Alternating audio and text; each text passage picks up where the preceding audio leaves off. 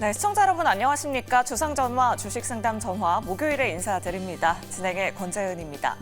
CPI 안도감에 미증시 훈풍을 그대로 이어받았습니다. 오늘 코스피, 코스닥 지수 모두 강하게 상승했고요. 조선업종에만 국한돼 있던 수급이 오늘 전 섹터로 강하게 흘러들어왔습니다. 참 시장 오늘만 같으면 좋을 것 같은데요. 여전히 내 종목 팔아야 하나 말아야 하나 고민되시는 투자자분들 참 많으시리라 생각이 듭니다. 오늘도 저희와 함께 2시간 동안 종목 고민 이야기해보시면 좋을 것 같습니다. 특히나 이런 종목 가지고 계신 분들 저희한테 지금 빠르게 연락 주시면 실시간 우선 상담 도와드려보도록 할게요. 오늘 모니터랩과 샌즈랩이 동반해서 상한가를 기록했습니다. 관련된 종목 가지고 계신 분들 전화번호 0220004919번으로 지금 바로 연락 주시면 되고요. 또 테슬라의 목표 주가도 $800로 상향 조정됐습니다. 2차 전지 관련주도 오늘 훈풍 이어갔는데요. 관련된 종목 갖고 계신 분들은 전화번호 0220004919번 또 샵 2034 문자 메시지 유튜브 채팅창에 고민되시는 종목명, 매수가 비중 남겨주시면 됩니다. 그럼 오늘도 핫했던 이슈들 점검해보면서 내일 시장 좀 든든하게 대비해보도록 할게요. 오늘 태양광 관련주들이 시세를 뿜어냈습니다. 하나솔루션이 그 대장주 역할을 톡톡히 했는데요. 태양광은 대한민국이 세계 2위를 기록하고 있다고 하죠. 트럼프의 대중 제재 기대감에 오늘 하나솔루션이 15% 넘게 급등했고요. OCI도 12% 급등, STN도 7% 넘게 상승했습니다. 추가적인 시세 가능할지 잠시 후에 이야기 나눠보도록 하겠고요. 오늘 TSMC 실적 발표가 방금 전에 있었죠. 4분기 순이익이 57%나 급증하면서 AI 수요의 지난 4분기 실적이 사상 최고치를 기록했습니다. SK하이닉스는 오늘 거의 6% 가까이 올랐고요. 하나마이크론도 7.50% 강세. 반면 에이징랜드는 어제 강하게 올랐고 오늘 오히려 좀 윗꼬리를 달면서 길게 3% 하락 상승으로 마감하는 모습이었습니다. 그리고 오늘 화장품 섹터도 그 훈풍 이어갔습니다. 아모레퍼시픽 모멘텀 있었는데요. 오늘 아모레퍼시픽이 7% 넘게 상승했고요. 코스메카 코리아가 10% 넘는 장대 양봉 보여줬습니다. 자, 오늘 이 세 가지 이슈 두 분과 함께 이야기 나눠보도록 할게요. 자, 오늘은 이지은 대표 그리고 이화진 과장과 함께합니다. 두 분 어서 오세요. 안녕하세요. 네, 미중 갈등 이번에는 또 태양광입니다. 태양광 관련주 오늘 강한 시세가 들어왔는데요. 과연 K태양광주가 반사 이익을 볼 수 있을지 이지은 대표님께 먼저 여쭤보도록 할게요. 이 와트당 9센트인 중국 태양광 모듈이 미국에 만약에 들어온다면 8.75%의 관세를 물어야 한다고 합니다. 이 정도면 거의 팔지 말라는 수준인 것 같은데 국내 증시 태양광 관련주들이 좀 시세를 이어받을 수 있을까요? 네, 충분히 대중 제재에 대한 기대감적인 요소들이 좀 실릴 수 있다라고 보고 있고요. 그리고 트럼프의 이제 정부가 출범을 하게 됐을 때 트럼프가 태양광 산업에 대해서 멋진 산업이다라고 이야기를 하기도 했고 또 일각에서는 지금 머스크가 태양광 패널 사업에 뛰어든다라는 이야기도 나오면서 태양광 관련돼서 미국 관련된 보조금이라든지 이런 것들이 그대로 좀 유지될 수 있다. 그리고 불확실성에 대한 부분들이 해소가 될 수 있다라는 이야기도 나왔는데 이런 중국에 대한 제재 기대감 그리고 트럼프 관련된 수혜 거기에 업황에 대한 반등 기대감도 같이 좀 살아있는 그런 상황입니다. 최근 이야기 나오는 부분들을 보면은 지금 최악의 상황을 벗어날 수 있다라는 이야기가 나오고 있고요. 모듈 가격에 대한 상승 전망 그리고 지금 미국 쪽에서 수입을 계속 줄이면서 재고 부담에 대한 부분들도 완화가 된다라는 이야기인데 지금 세 가지의 이런 모멘텀을 가지고 태양광 관련주들이 바닥권에서 강한 시세를 보여주고 있는데요. HD현대 에너지솔루션이 그동안 혼자서 좀 강한 시세가 나왔었는데 오늘은 OCI와 하나솔루션도 좀 그 뒤를 이어가는 흐름들이 나와주고 있어서 충분히 이 안에서의 좀 기대할 수 있는 그런 요인들이 나타나지 않았나라고 보고 있고 오늘 OCI랑 하나솔루션 같은 경우에는 지금 중기 이평선에 대해서 돌파 흐름이 나오기 직전입니다. 만약에 여기서 추가적으로 돌파 흐름, 특히 121선에 대한 저항선을 두 종목 모두 지금 돌파 직전의 흐름까지 왔거든요. 근데 거래량이 많이 실린 상황에서 만약에 여기서 돌파적인 흐름까지 나와준다라고 한다면 지금 후발주자의 성격으로 OCI와 하나솔루션이 강한 시세가 나오고 있는데 전반적으로 태양광 관련주들에게 훈풍을 좀 불어줄 수 있을 것 같고요. 시장에서 가장 우려하는 부분들이 업황에 대한 우려와 그리고 트럼프 관련돼서 정책적인 불확실성인데 상대적으로 이 두 가지에 대해서 피해보다는 수혜 쪽으로 이야기 나오는 만큼 보유하신 분들 여전히 좀 보유 관점 유지하실 수 있으실 것 같고요. 그리고 신규 접근에 있어서도 일단 뭐 취임식이 바로 얼마 남지 않았기 때문에 그와 관련돼서 혹시라도 모르는 부분들을 열어둔다라고 했을 땐 뭐 비중을 나눠서 매수하실 수 있는 부분들 너무 장기적으로 보실 수도 있겠지만 내가 지금 시기를 좀 활용해서 트레이딩 관점으로 보시는 분들 그리고 업황의 반등 시작이라는 관점으로 좀 중기적으로 보실 분들은 비중을 좀 나눠서 매수하는 전략 또한 유효하지 않을까라는 의견을 드리고 싶습니다. 네, 알겠습니다. 지금 유튜브 채팅창에서도 이 태양광 관련된 종목에 주목하시는 투자자분들 참 많으신 것 같아요. 19,000원 지지가 나온다면 하나솔루션 좀 어떻겠냐 하시는 분도 계신데 이지은 대표님의 탑픽은 어떤 종목이실까요? 저는 원래는 하나솔루션보다는 HD 현대 에너지 솔루션이 탑픽이기는 했는데요. 네. 오늘 시장에서 하나큐셀에 대한 수혜 기대감이 좀 커질 수 있다라는 그런 전망이 OCI 홀딩스랑 같이 나와줬습니다. 그래서 상대적으로 이 두 종목의 시세 흐름이 좀 강하게 이어졌기 때문에 그와 관련돼서 지금 중국 태양광 모듈 제재를 하게 되면 수혜를 받는 쪽이 이 두 기업으로 언급이 된 만큼 추가적인 시세가 이쪽에서 나올 수 있는 가능성이 있다라고 생각을 하고 있고요. 뭐 하나솔루션 워낙 좀 미국 태양광 관련돼서 대표적인 기업이기 때문에 하나솔루션 긍정적인 관점 유지하실 수 있으실 것 같고 21,500원 돌파 흐름이 나온다라고 한다면 추가 시세는 충분히 가능할 수 있겠다라는 의견을 드리고 싶습니다. 네, 알겠습니다. 이렇게 이지은 대표님의 탑픽 종목까지 들어봤습니다. 그럼 이화진 과장님께는 그런 에너지 관련해서 또 여쭤보도록 할게요. 오늘 뭐 풍력이나 원전 관련주들도 시세를 낸 종목들이 많았습니다. 태양광 쪽을 보는 게 좋을까요? 아니면 뭐 풍력이나 원전 쪽을 보는 게 좋을까요? 그래도 대체적으로는 좀 최근에 많이 눌려있는 기업들이 많거든요. 그렇죠. 일단은 풍력은 전 제 밖으로 일단 마지막으로 봐야 된다 생각을 하고 있고, 태양광은 물론 이제 작년 말부터 이제 관세 얘기가 나왔고, 그리고 중국도 최근에 이제 폴리실리콘이나 이쪽 감산 발표를 했습니다. 일단 그러면서 이제 태양광 모듈이나 이제 폴리실리콘 가격 반등이 나오면서 다시 기대감이 이제 커졌던 거고, 물론 앞에서 대표님이 대부분 다 뭐 얘기를 하셨기 때문에 그런 감산 발표와 정책에 대한 모멘텀 그리고 이제 특히 하나솔루션의 이제 북미 쪽에 대한 하나큐셀 올해 아마 북미 쪽 하나의 공장 증설이 아마 완료가 될 겁니다. 그러면서 거기서 이제 나올 이제 실제에 대한 모멘텀이 어느 정도 부각되지 않을까라고 생각을 하고 있고, 그러면 이제 원전을 이제 왜 봐야 되냐? 물론 이제 최근에 웨스팅하우스와 이제 MOU를 맺게 되면서 이제 1월이기 때문에 이제 2달도 남짓 안 남았습니다. 두쿠바니 체코 쪽에 최종 계약이 남은 상황에서 사실 그동안 이제 바라카 원전 때도 웨스팅하우스에게 실제로 이제 그 수주 받았던 금액의 10%에 대한 이제 IP 지급 수수료를 냈습니다. 지적재산권에 대해서.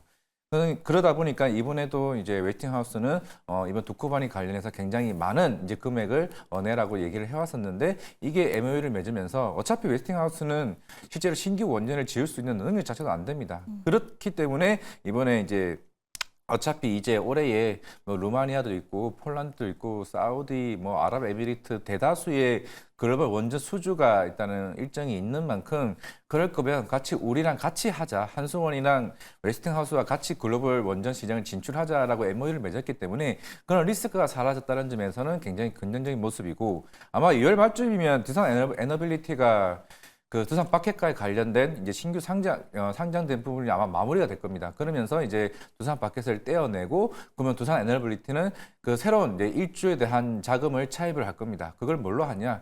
창원에 있는 공장, 그러니까 거기에다가 SMR 공장을 지을 겁니다.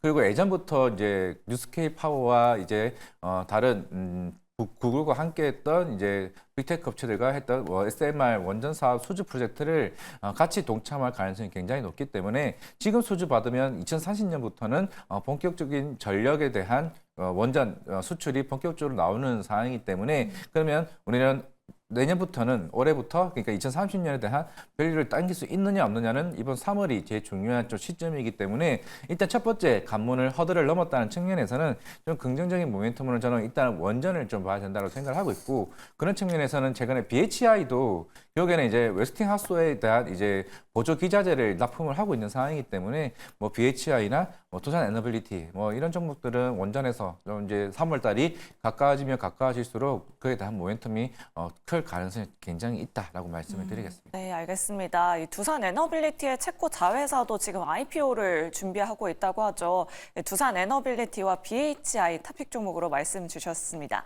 자, 이렇게 태양광 섹터 짚어봤고요. 오늘 TSMC의 실적 발표 있는데요. 너무나도 예상했던 대로 잘 나왔습니다.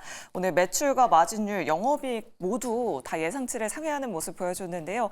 이진 대표님께 여쭤보도록 할게요. 뭐 실적 잘 나올 거라는 거는 예상이 됐었지만 뭐 내일 그리고 다음 주 시장까지 반도체가 좀 주도주 역할을 이제 다시 해줄 수 있을까요, 대표님? 네, 일단 반도체 종목들은 물론 그 안에서의 선택과 집중은 좀 필요하겠지만 전반적으로 HBM 관련된 기업들 또 SK 하이닉스 관련된 밸류체인 기업들은 좀 기대해 볼 수 있지 않을까라고 보고 있고요. 지금 23일이죠. SK 하이닉스의 또 실적 발표를 앞두고 있는 상황인데 관련돼서 오늘 TSMC의 실적이 잘 나왔는데 지금 SK 하이닉스의 시세 흐름도 굉장히 좋았습니다. HBM 다음 세대 HBM4부터는 지금 TSMC와 SK 하이닉스의 그런 공동적인 협업적인 부분들이 더 깊어질 것인데 지난번 5월 달에 나온 부분들을 보면은 협력을 강화하고 HBM4를 같이 만드는 데 있어서 지금 재구성을 하고 전력 효율적인 측면에 대해서 20% 절감하는 효과의 칩을 양산할 수 있다는 뉴스가 또 나와준 만큼 지금 SK 하이닉스에서 HBM4에 대한 양산 샘플 공개를 6개월 정도 공급을 앞당긴다라는 이야기가 나오는 만큼 이런 두 회사의 굉장히 좀 시너지 효과와 시장에서 기대할 수 있는 요인들이 계속해서 HBM4 시장도 마찬가지로 좀 요인들이 계속 발생을 하고 있기 때문에 이번 실적 발표를 기점으로 해서 다시 한번 주가 흐름은 더욱더 추가적인 탄력이 가능할 거라고 보고 있고요. 지금 엔비디아 같은 경우에도 뭐 추세적으로 봤을 때 이제 121선의 지지가 지난번에도 지지를 받고 다시 한번 추세를 좀 돌려주는 흐름들이 나와줬는데 오늘 같은 경우에도 역시나 마찬가지로 이번에도 121선의 지지를 받고 다시 한번 추세가 좀 상방으로 자리를 잡았는데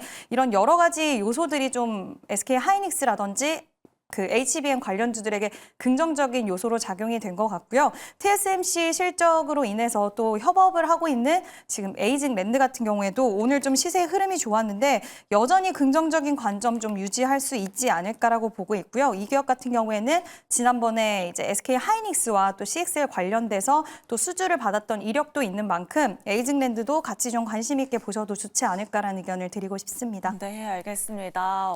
SK 하이닉스와 함께 에이징 랜드도 동반해서 관심 가져보자라고 이렇게 말씀 주셨습니다. 앞서서 대표님께서 말씀해 주신 것과 같이 오늘 SK 하이닉스의 그 HBM4 조기 공급에 대한 이야기가 나왔습니다. 오늘 SK 하이닉스는 21만 닉스를 회복했는데 사실 예전만 하더라도 뭐 19만 원이면 SK 하이닉스 싸다, 21만 원도 싸다 이런 이야기 많이 나왔었잖아요. 과장님, 지금 SK 하이닉스 좀 접근해봐도 될 만한 시점일까요? 올해 SK 하이닉스 물론 이제 작년에는 HBM3 시리즈에서는 거의 압도적으로 이제 승리를 해왔었고 물론 조기 양산을 하겠다는 거는 그만큼 삼성전자도 빠르게 움직이고 있다는 부분이겠죠. 물론 이제 마이크론도 내년부터 대량 생산 체제에 들어가는 거기 때문에 아마 이제는 이제 HBM4 시장이 굉장히 중요한 흐름이라 생각을 하고 있을 겁니다. 삼성전자도 그만큼 준비를 했다라고 생각을 하고 있고 그러면은 물론 지금 가격대 부담스러울 수는 있을 겁니다. 우리는 그동안 15만 원에서 19만 원까지 가격 밴드를 오랫동안 지켜봐왔었는데 벌써 21만 원까지 이제 올라왔으니 부담이 될 것으로 보이고 있는데 그러면 물론 이제 24일인가 26일쯤에 아마 실적 발표가 있을 겁니다. 물론 시장에 대한 컨센에 대한 부담도 있을 거고 최근에 워낙 랜드 쪽에 대한 부진이 있는 상황이었고 레거시 쪽으로 안 좋아질 건데 만약에 그때 대비해서 시장에서 한번 눌릴 수는 있다고 생각하고 있습니다. 이미 물론 삼성전자에서 한번 우리가 힌트를 얻었기 때문에 그때 한번 조정 줬을 때 따라가도 된다. 굳이 여기서 무리할 필요는 있을까? 대신에 뭐 25만 원은 들을 수 있을 것 같습니다.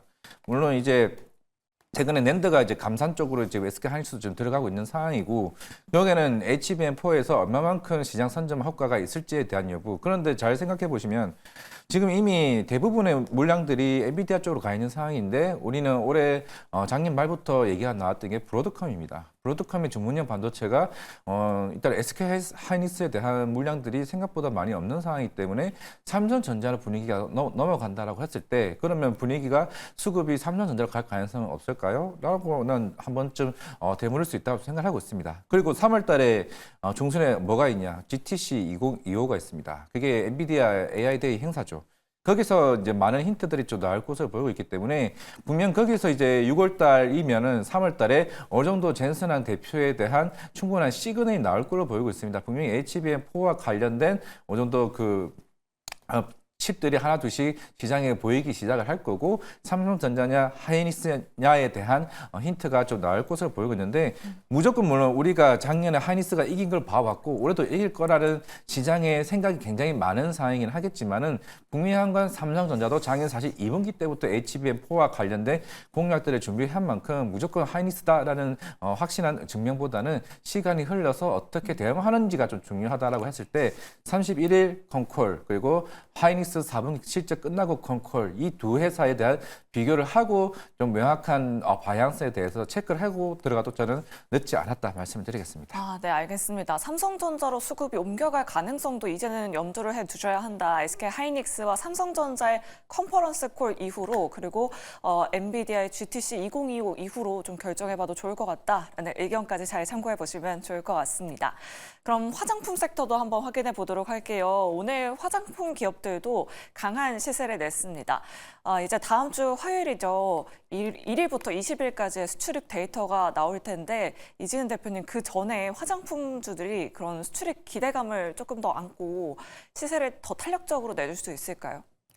네, 일단은 화장품 관련된 종목들 오늘 시세가 좀 강하게 나온 종목들은 상당히 좀 강한 시세가 나왔는데요. 코스메스도 10%의 급등세를 연출해줬고 코스메카 코리아도 그렇고 뭐 실리콘투, 아모레 퍼시픽 이런 종목들 대부분의 종목들이 굉장히 강한 시세가 나와줬는데 오늘 한 보고서가 좀 나왔고 그에 따른 영향력도 어느 정도는 있었던 것 같습니다. 일단 화장품 업종이 미국의 오프라인과 색조에 대한 확장 모멘텀 그리고 유럽과 중동 글로벌 시장의 확장 모멘텀을 좀 2025년에도 기대할 수 있는 요인으로 봐야 된다는 이야기였고요. 또 다이소 화장품의 인기가 굉장히 좀 순항을 하고 있는데 많은 기업들이 다이소 화장품을 좀 다르게 라인을 출시를 하고 있고 사람들이 가성비가 굉장히 좋다라는 입소문을 타고 VT도 2024년에 굉장히 다이소에서 많이 팔렸는데 이번에 아모레 퍼시픽 같은 경우에도 지금 뭐 판매가 너무나도 잘 되고 있다라는 소식이 나왔고 그 전에 이제 ODM, OEM 쪽으로 실적 3분기 때 살짝 쇼크 아닌 쇼크가 나온 기업들이 있었습니다. 한국콜마라든지 이런 기업들이 있었는데 이번에 코스메 스 같은 경우에 4분기에 호실적 나올 수 있다라는 전망이 또 나오면서 실적에 있어서도 3분기 때 좀 한 차례 내렸지만 다시 한번 반등이 나올 수 있지 않을까라는 기대적인 요인들도 시장에서는 어느 정도 좀 담겨 있지 않나라고 생각이 들고요.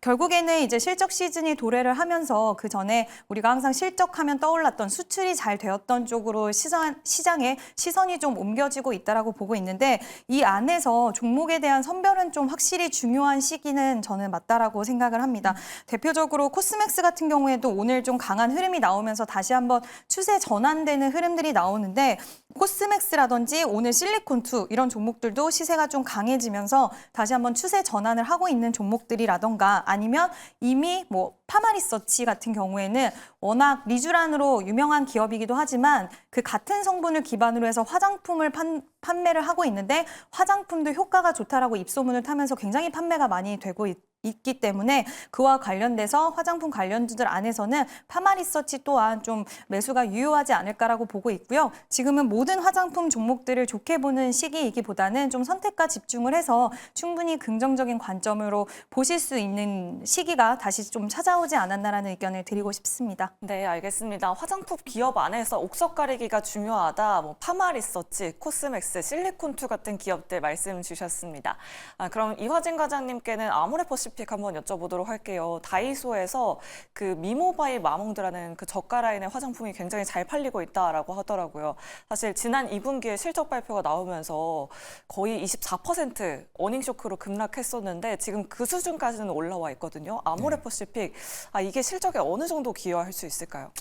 일단 뭐 2분기가 워낙 이제 어닝 쇼크가 나왔었고 3분기 때는 다행인 건 그나마 중국 쪽에 대한 이제 마이너스 적자가 거의 500억에서 거의 300억까지 줄였습니다. 그러면서 이제 잠깐 이제 반등이 나오긴 했었지만은 물론 이제 코스알엑스에 대한 부진이 계속 지속되다 보니까 그런 측면에서 조금 시장에서 부담을 느끼는 것 같고 일단은 한 8월 이후부터 중국은 경기 부양책을 강하게 드라이브를 걸기 시작했고 그게 3분기 실적에 나왔습니다. 그럼 이번 4분기 실적에서는 흑자 전환되는지 여부가 시장의 관심 포인트가 하나가 될 것 같고 그리고 두 번째는 과연 코스RX가 반등이 나올지 여부 이것도 중요합니다. 그런데 이제 시장의 트렌드가 확실히 화장품은 트렌드에 굉장히 민감할 수밖에 없다고 생각하고 있습니다. 그러면서 우리가 작년 1분기 때 실리콘2에 대한 그 역할, 롤에 대해서도 굉장히 시장에서 굉장히 관심을 가지게 되었고 그만큼 이런 유통 플랫폼이 그만큼 시장에서 불어넣을 실적에 대한 상승 효과가 굉장히 크다라는 걸 우리는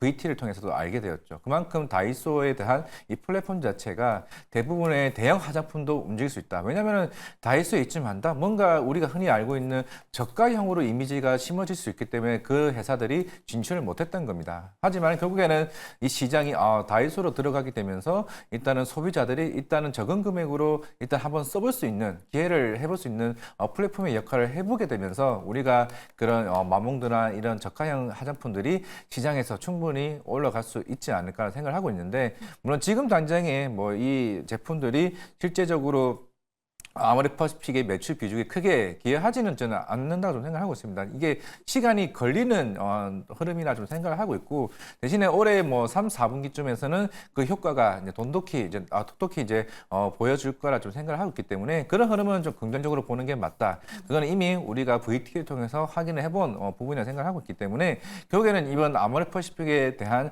관전 포인트는 결국에는 중국 쪽에 대한 설화수의 재고 부분이 얼마만큼 해소가 되고 적자가 흑자로 돌아서는지 원래 작년 1분기나 2분기로 시장에서는 예상을 했습니다. 그게 4분기 되느냐가 좀 굉장히 중요하고 그리고 아까 얘기했던 코스RX 그런 부분이 아마 아모레퍼시픽이 다시 15만 원, 18만 원까지 올라갈 수 있는 여력이 되느냐가 좀 중요하지 않나라고 생각하고 있습니다. 네, 알겠습니다. 아모레퍼시픽 이게 실적으로 이어지는 데는 올해 3, 4분기까지는 확인을 해보시면 좋을 것 같다.